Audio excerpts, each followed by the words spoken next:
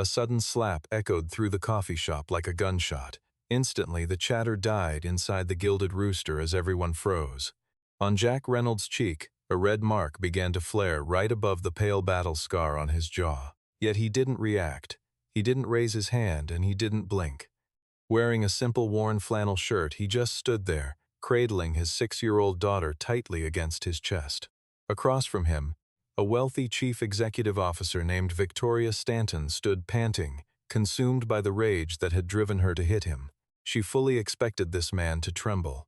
She wanted an apology.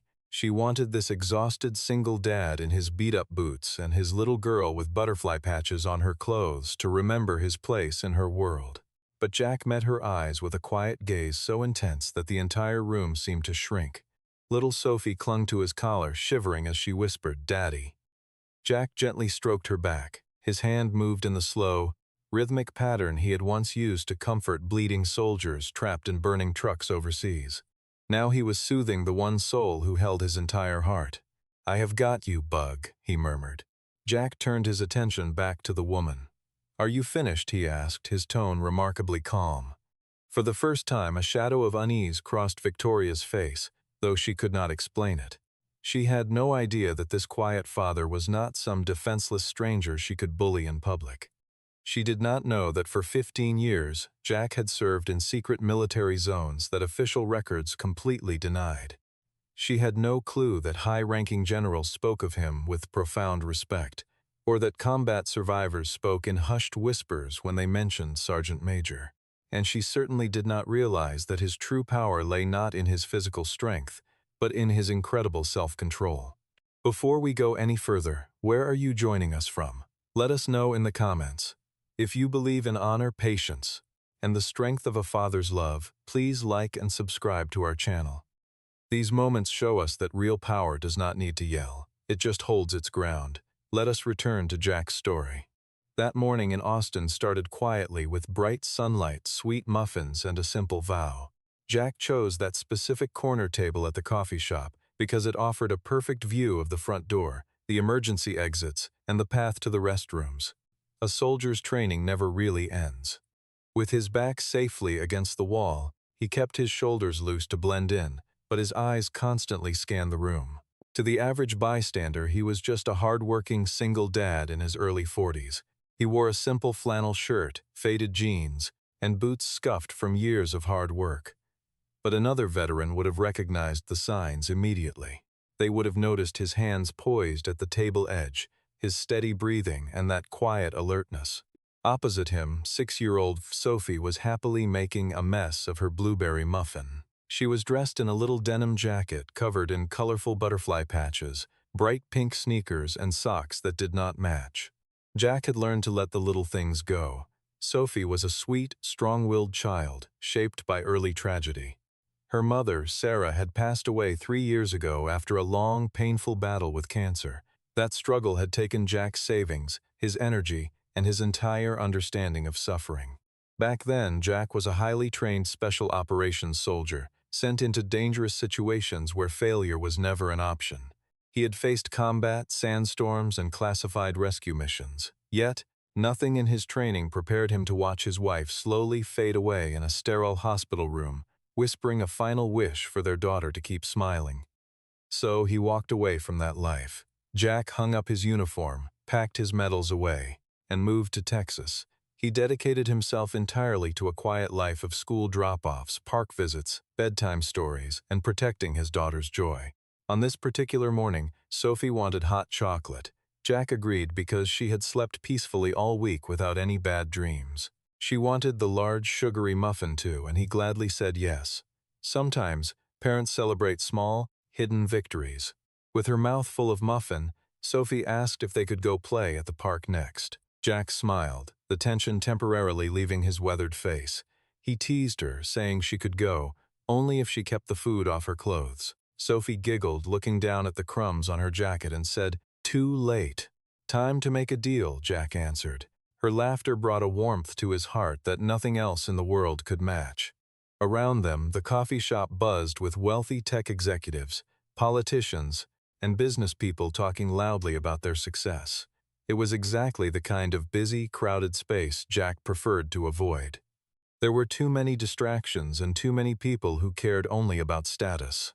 But Sophie adored the special hot cocoa served here, so her father willingly sat through the noise just to see her smile. That is what love is, stepping into uncomfortable spaces because it makes your child happy.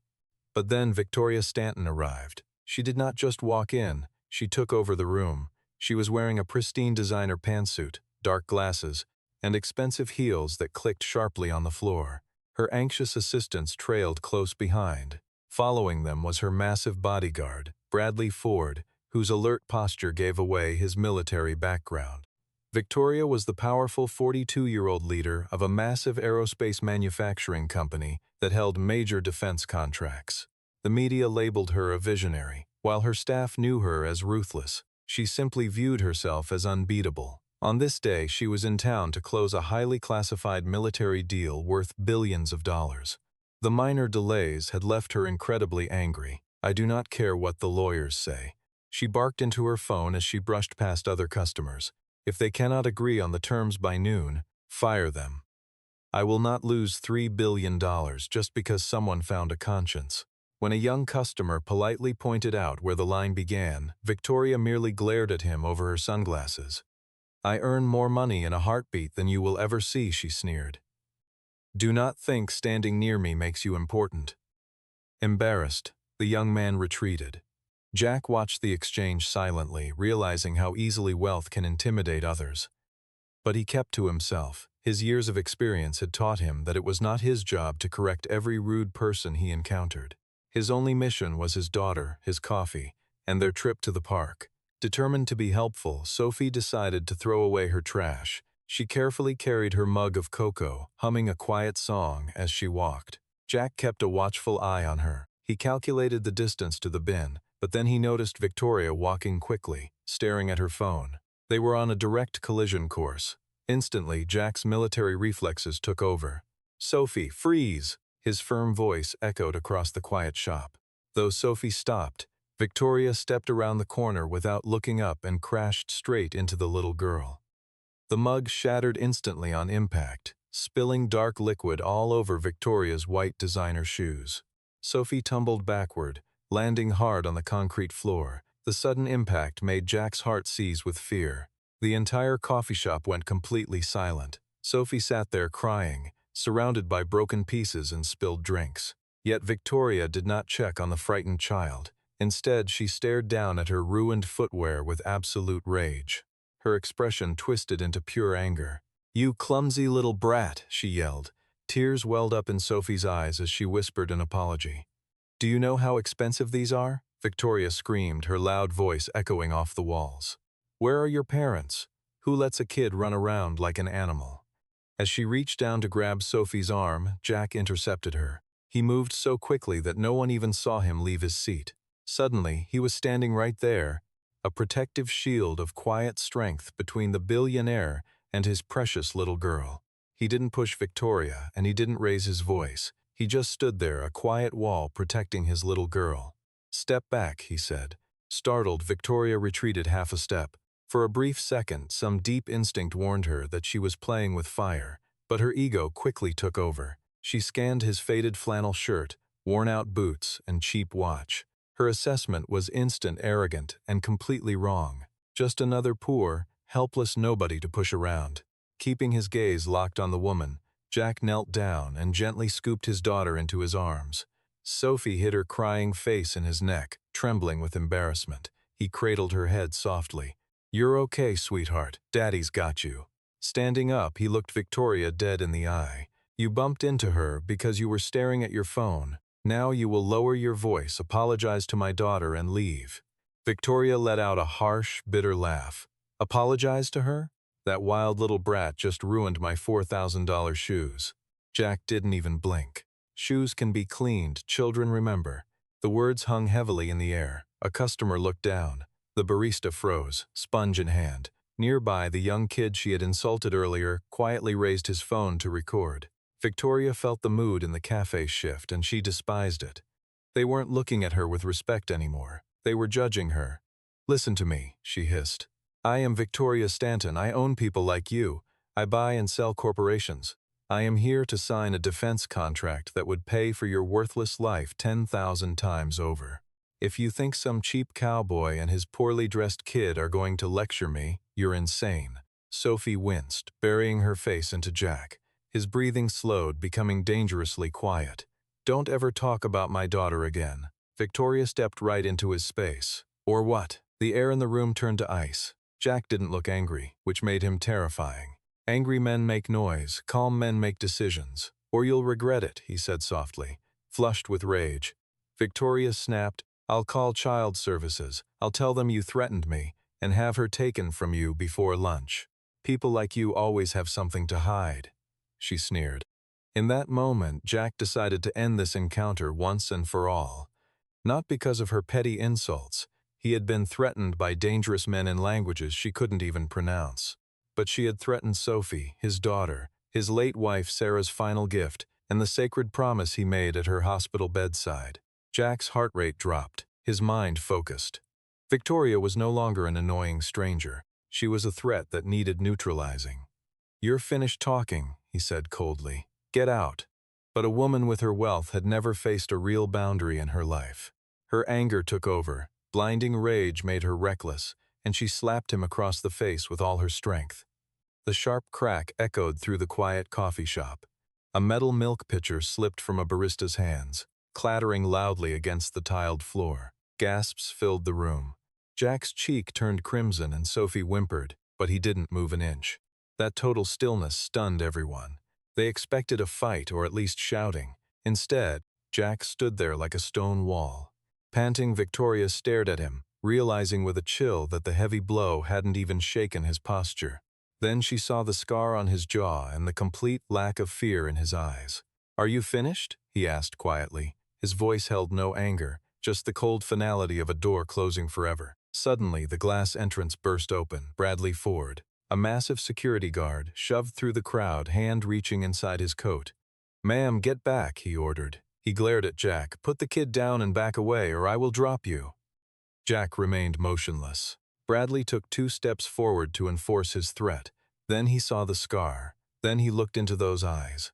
And finally he saw the faded Grim Reaper tattoo on Jack's forearm, where his sleeve had slipped.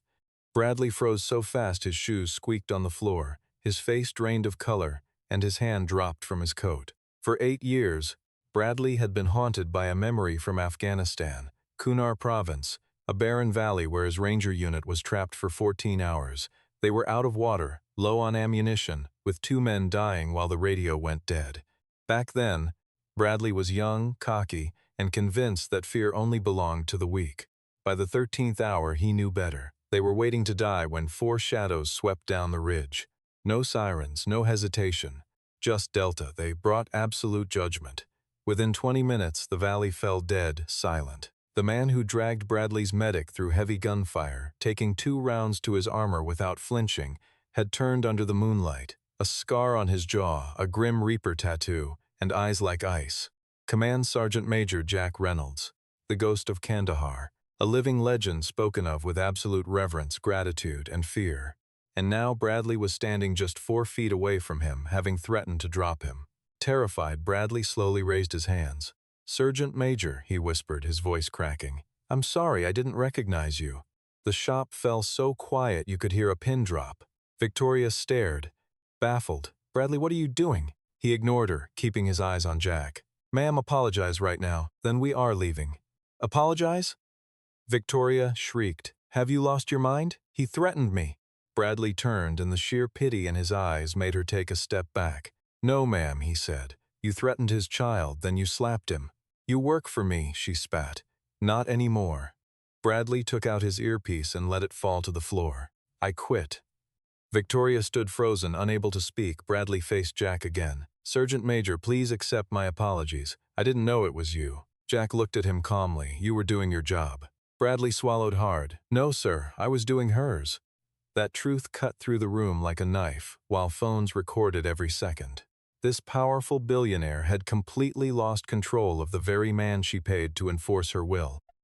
Victoria looked around and realized the crowd wasn't intimidated anymore. They were judging her, waiting to see what she'd do next. Her fragile ego panicked. "This is ridiculous," she snapped. "I don't care about your little soldier fantasy. I am Victoria Stanton. I'm here to sign a $3 billion defense contract with the government. Senators return my calls, and generals know my name. I won't be humiliated by a washed-up veteran and some coward." Jack adjusted his hold on Sophie. "Just walk away while you can," he said quietly. "Walk away," she laughed hysterically. "You think you've won? I'm calling General McIntyre right now. He runs special operations contracts. I'll have the police throw you in jail, and by tonight, your little girl will be in a state home while they investigate you." Jack's jaw clenched. Bradley warned, "Victoria, don't." But she was already dialing, holding the phone up like a weapon on speaker. After 2 rings, a deep, annoyed voice answered. "Victoria, this had better be about the contracts." "Robert," she said, instantly putting on a sweet fake voice that made nearby customers roll their eyes. "I'm so sorry to interrupt, but I was just attacked in a downtown cafe. A crazy local threatened me after his kid ruined my property. My bodyguard refuses to do anything because he apparently knows him. I need help right now." A brief silence followed. "Victoria, call the police. I'm in a briefing." But Bradley called him Sergeant Major. Victoria snapped, glaring at Jack. "He has a scar, some Grim Reaper tattoo, and my guard is acting like he saw the devil." The line went completely dead. Not just quiet, absolute silence. Victoria frowned. "Robert?" When General McIntyre finally spoke, his annoyed tone had vanished. Instead, he sounded deadly serious. "Describe him again." "I just did. Flannel shirt, jaw scar, tattoo, holding a crying kid." Another heavy silence fell. Then McIntyre spoke very slowly. "Put him on the phone." Victoria blinked. "Excuse me?" "Put him on the phone, Victoria, now." The sheer authority in his voice made even her obey. She held it out. Jack didn't grab the phone, he just leaned toward the speaker. "McIntyre, it's Reynolds." Deep inside the Pentagon, General Robert McIntyre closed his eyes and put his head in his hand. He knew that voice. Every leader in special operations did. Jack Reynolds had rescued pilots from hostile valleys, saved hostages from places no American aircraft could safely go, and kept alive men who now wore stars on their shoulders. McIntyre didn't just respect Jack, he owed him lives. "Jack," the general said, his voice filled with deep reverence that echoed in the quiet cafe. "It's been a long time. How is Sophie?" Victoria turned ghost white, the phone trembling violently in her hand. Jack gently consoled little Sophie, who had been having such a peaceful morning until the executive shoved her down, screamed threats, and struck Jack for demanding an apology. Over the phone, a heavy, suffocating silence took hold before General McIntyre spoke with icy precision. "She struck you?" "Yes," Jack replied. Victoria scrambled, her voice high with panic, trying to claim she was the victim. "Quiet!" the general roared, his words hitting like a physical blow. "You are standing before a patriot whose sacrifices for this nation are far beyond anything your entire board of directors could ever hope to comprehend. Your survival after striking him is no sign of your strength," McIntyre continued. "It is a testament to his incredible discipline." Victoria gasped, stammering about their government deal, but the general cut her off. The contract was dead. Effective immediately, Helios Technologies was barred from all defense acquisition programs. Victoria reeled from the blow, threatening to sue. "Your directors will be too busy fighting off federal investigators," McIntyre warned. "If you are unstable enough to attack a war hero and threaten his daughter in public, you have absolutely no business handling highly classified aerospace technology. Do not contact me again without your lawyers," the general commanded. Then his tone softened for his old friend. "Jack, I am so sorry. Tell Sophie I send my love." Jack gave a quiet nod, wishing him well as the line went dead. Victoria stood frozen, pale and empty, holding her phone in the center of the coffee shop. In mere moments, her entire corporate empire had fractured right in front of everyday people, wealthy investors, and one weeping little girl. A profound stillness settled over the room once more. This time, it was the heavy, undeniable weight of consequence. It was that rare, solemn quiet that descends when unchecked pride finally hits a brick wall. Suddenly, emergency lights bathed the windows in red and blue. 2 local police officers stepped inside, scanning the tense crowd. The senior officer assessed the damage in seconds. The broken ceramic, the spilled cocoa, a furious billionaire, and a quiet father holding a little girl with a red mark on her face. "We received a call about an altercation," the officer announced. Instantly, Victoria rushed toward them, treating the uniforms as her personal rescue squad. "Thank goodness you are here," Victoria cried. "Arrest him. He attacked me, his kid lunged at me, and my bodyguard has completely lost his mind." The senior officer looked closely at Jack, then at Sophie, noting the physical evidence of an assault. Before Jack could utter a word, the young professional Victoria had devalued earlier, found his courage and stood up. "She is lying, officer," he said, holding up his phone. "I captured everything on video." She shoved the child, screamed at everyone, threatened this family, and struck the father. "I have the entire footage." Another customer stood up to back him. "I have it on camera too," she said. Another voice chimed in from the back, confirming they had multiple angles and that the little girl was innocent. Finally, the wealthy executive had run out of lies. The officer sighed, familiar with affluent people who believed they were above the law. "Ma'am, turn around and put your hands behind your back," he ordered. Victoria backed away in shock, demanding if he knew who she was. "I know you are under arrest for physical assault," he replied calmly, clicking the steel handcuffs around her wrists as she threatened his job. That metallic click carried a weight even heavier than the general's phone call. The call had targeted her wealth, but the handcuffs claimed her freedom. Completely unhinged, Victoria began screaming threats, invoking powerful politicians, judges, and lawyers. Yet nobody moved to assist her. Bradley remained perfectly still, his expression dark. Bystanders kept filming. Jack gently shielded Sophie, turning her head away from the ugly spectacle. As they marched her out, Victoria glared back at Jack with a desperate mix of fury and terror. But Jack offered no smug grin, no satisfaction. He simply watched with quiet dignity. He had not crossed that floor for vengeance. He had done it solely to protect his child. When the doors finally closed, a heavy silence lingered inside. A trembling young barista walked over to them. "Sir, I am incredibly sorry," she whispered. "We will replace your drinks and clean this up. I am so sorry for what she did." Jack offered a comforting smile. "Do not worry about it." "No," she insisted, her voice suddenly strong. "That was not okay." Jack met her gaze, acknowledging the truth. "You are right, it was not." Sophie slowly looked up. Her eyes were puffy and red. "Daddy, I am sorry I broke the cup." Those sweet, innocent words nearly tore his heart out. Not the physical blow nor the threats, but his little girl feeling guilty over a piece of clay while dealing with her own terror. Jack kissed her brow. "Mugs can be rebuilt, sweetie." "Was she mad at me?" she whispered. "No," Jack said, his gentle voice carrying across the quiet room. "Some people are filled with storms and they blame anyone nearby for the rain." Sophie digested this, then asked, "Can we still go to the park?" A soft, warm chuckle rippled through the onlookers. "We are absolutely going to the park and we are getting ice cream," Jack promised. "With sprinkles?" she asked. "Every single one of them." Bradley approached them quietly, his head bowed in deep respect. "Sergeant Major," he murmured. Jack turned to face him. "Bradley." The towering bodyguard seemed humbled now. "Cooner Province," Bradley whispered. "You saved Martinez, our medic. He has 3 children of his own now." A rare flash of warmth crossed Jack's features. "I am glad to hear that." "He still honors you every single anniversary," Bradley added. Jack turned his head, unwilling to revisit old battlefields. "Be safe, Bradley." Bradley looked down at the little girl. "Your father is a true hero." Sophie rested her face against Jack's neck.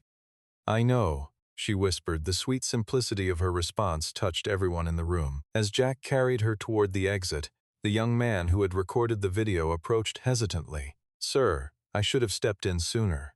Jack stopped, offering a reassuring look. "You stood up when it counted most."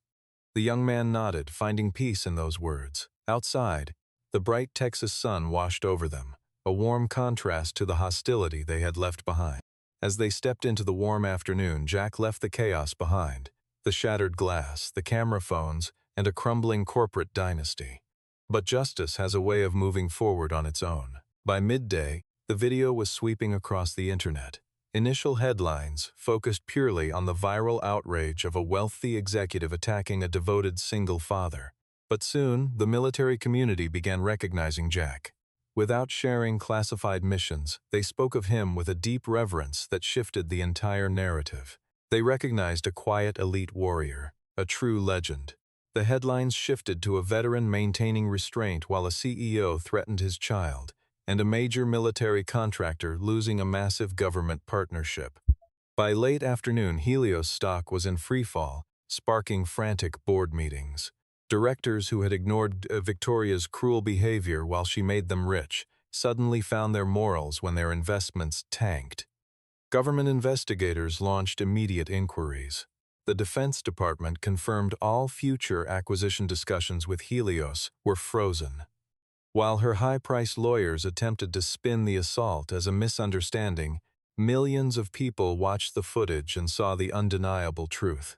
Jack heard the news from Bradley, who called to warn him that journalists were already digging into his past.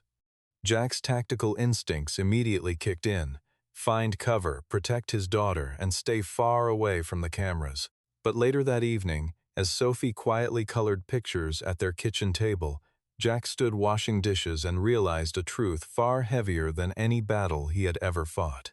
His daughter had indeed witnessed a cruel adult behave badly and lie, but she had also watched ordinary citizens stand up, a bodyguard choose honesty, a general defend their honor, and her father refused to use violence when it would have been so easy. "Daddy," Sophie murmured from the table, "was that lady a bad person?" Jack dried his hands and leaned against the kitchen counter. His late wife, Sarah, always knew how to explain the gentler truths of life. Jack had lived too long surrounded by harsh realities. "She did something wrong, sweetie," he said. "But is she bad?" Sophie pressed. Jack sat beside her. "I do not know, Bug. Sometimes people live lives where no one ever tells them no, and when someone finally does, the worst of them comes out." Sophie colored a butterfly wing. "Do you think she is sorry?" Jack pictured Victoria's face as the handcuffs clicked shut. He had witnessed her terror, her anger, and her shame, but not regret. Not yet. He told his daughter that he hoped she would learn to be sorry. Sophie nodded, absorbing his words with that pure, uncomplicated gravity only children possess. "You didn't strike her back," she noted. "No," he said. When she asked if he was frightened, Jack offered a gentle smile. "Not of her," he replied. He stared down at his hands once trained for combat, now dedicated to packing lunches, tying ponytails, and comforting his little girl. "True strength," he told her, "is knowing when to hold back. It means choosing what not to do," he explained. Sophie pondered this, like resisting the urge to eat all the cupcake sprinkles at once. Jack let out a genuine laugh, telling her it was exactly like that. Her smile made the heavy day feel bearable. 3 days later, a physical letter arrived. No screen, no attorney stamp. Just a handwritten note on heavy cream paper left by a courier on his front porch. Seeing the name Victoria Stanton, he nearly tossed it in the trash. But the house was silent with at school, and he knew that ignoring it would only give her more power. So he pulled up a chair at the kitchen table and began to read. The words were raw, unpolished, and clearly not crafted by some public relations team. Sentences were crossed out, the ink heavy where the pen had pressed hard against the paper. Victoria confessed she had spent 2 nights watching the viral video in total silence, unable to stomach the sound of her own voice. She explained that she had built Helios to prove her father wrong, to show a woman could run a defense empire. But along the way, she began to confuse cruelty with power. None of it, she admitted, justified her actions. She did not beg him for a defense, nor did she ask him to drop the legal charges or request to see Sophie. But one sentence near the bottom made him freeze. She wrote, "I watched your daughter apologize for a cup that I broke, and in that moment, I realized I had become a monster children fear." Jack slowly folded the paper and sat in the quiet room. A week later, the courtroom was overflowing for the first hearing. Journalists crowded the gallery, while a group of silent veterans lined the back wall, unprompted and united. 2 rows behind Jack sat Bradley. When Victoria walked in, the designer suits and entourage were gone. Wearing a plain, dark dress, she seemed far smaller than she had during their confrontation at the café. As the judge laid out the charges of assault, public disturbance, and the video evidence, her expensive lawyer prepared to minimize the damage. But Victoria gently stopped him with a touch on his sleeve. Rising to her feet, the room fell dead silent. "Your Honor," she began, her voice trembling but resolute. "I do not contest any of this. I struck him, I threatened him, I terrified his daughter, and I lied to the police. There is no excuse for what I did." Her lawyer closed his eyes in defeat as cameras flashed. The judge leaned forward, asking if she fully understood the gravity of her plea. Yes, she replied, turning to look directly at Jack. She was not begging for mercy, and he respected that. "Mr. Reynolds, I am truly sorry," she said. "Not for the lost business, nor for the arrest, but because I made your little girl feel guilty just for standing in my path." Jack remained silent. Victoria swallowed hard in the quiet room. "I cannot change the past," she whispered. "I can only own it." The sentence was handed down. Community service, anger management, a public apology, and restitution, with the assault conviction permanently on her record. Outside, they were swarmed by shouting reporters, but both Jack and Victoria ignored the noise. As Jack walked down the concrete steps, a voice called out behind him, "Sergeant Major." He paused. "I do not deserve your forgiveness," she said quietly. Jack turned around to face her. "None of us do," he replied. Tears welled in her eyes as she asked if his daughter would be okay. Jack glanced toward the sidewalk, where Sophie sat swinging her legs. "She has questions," he admitted. Victoria flinched, her face tight with regret. "Kids should not have to carry those questions," she said. "No, they shouldn't," Jack agreed. Victoria drew a steadying breath and told him she had resigned that morning. "From Helios?" Jack asked. "Yes. From my role as chief executive officer," she said. "The board was going to oust me anyway, but I wanted to step down on my own terms." For the first time, this woman who once acted like she owned the world stood with nothing left to control. "What now?" Jack asked. "I need to learn how to live without being obeyed," she whispered. It felt completely genuine. Jack offered a simple nod of recognition. "Let's pause and think about that. Sometimes, a simple acknowledgement is the first sign of grace." Months later, the public still treated the event like a viral lesson in instant karma. They loved focusing on the dramatic slap, the frozen security guard, and the billionaire being escorted away in handcuffs. Those details made for great gossip. But Jack never shared the story that way. Whenever Sophie brought up that morning, he chose to focus on the peaceful park visit afterward, the mountain of sprinkles on her ice cream, and the brave young man in the diner who spoke up when it mattered most. Bradley eventually came by with Martinez, the young combat medic Jack had pulled from the wreckage years ago. Martinez now walked with a cane and beamed with photos of his 3 kids. Sophie insisted they all crowd onto the living room rug to judge a drawing contest. Watching these hardened veterans share a laugh with his daughter beneath paper butterflies taped to the wall, Jack remembered his late wife Sarah's final words. "Promise me she will still laugh." And she did. Not every single day, and not without some lingering sadness, but the joy was real. Meanwhile, Victoria faded from the news after donating her massive severance package to children's charities. Perhaps it was just public relations, but true redemption is a slow journey, not a magic trick. 6 months after that fateful day, a small package arrived without a return address. Inside sat a hand-painted butterfly mug, carefully chosen by someone trying to make amends. There was no long letter, only a card with 7 words. "Cups can be replaced, childhood cannot." Jack showed it to his daughter. Sophie traced the blue paint with her finger and asked, "Did she learn, Daddy?" Jack looked out the kitchen window as the afternoon sun hit the yard. "Maybe she started to," he whispered. Sophie agreed that starting was a good thing. That evening, they filled the new mug with hot cocoa from home. Since Sophie decided diner hot chocolate was far too dramatic now, and walked to the park. They sat together under the massive oak trees as the Texas sunset painted the sky gold. Sophie snuggled close against his side, safe and protected. Jack's face had healed, the viral clip was forgotten, and the internet had moved on to the next scandal. But deep down, Jack felt a profound sense of peace. For years, he thought strength was about combat missions, defeating enemies, and saving lives. Later on, he believed strength meant surviving deep grief while shielding his daughter's childhood. But that quiet confrontation at the cafe had shown him a different path. It was the strength to shield innocence from cruelty without turning bitter. The power to absorb pain without passing the hurt down to the next generation. Sometimes, truth just needs a little silence to stand on its own. Sophie looked up at him, a smudge of chocolate on her face. "Daddy," she asked, "if someone is mean to us again, will you still choose not to fight?" Jack gently wiped her lip with a napkin. "I will always keep you safe," he promised. "But will you stay quiet?" He watched the children running through the twilight as parents called them back to safety. "If quiet is enough to protect you, yes," he replied. "And what if it is not?" Jack pressed a gentle kiss to her hair. "Then I will still be your father first." Satisfied, she took another sip of her cocoa. Jack wrapped his arm around her, watching the dusk settle. True dignity is not just politeness masking fear. It is immense power held back, because you know a child is watching your every move. You and I can see that it is the mark of a father who refuses to let someone else's cruelty dictate who he is.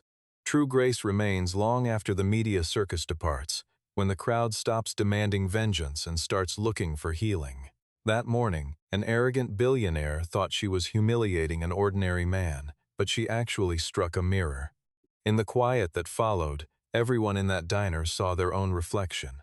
Ultimately, real power is not about dominance or raising your voice, but how you steady yourself and protect others in the storm. As we wrap up this story, we see that Jack Reynolds, a devoted father and former elite soldier, shows us that the deepest courage is often silent, found in restraint instead of revenge.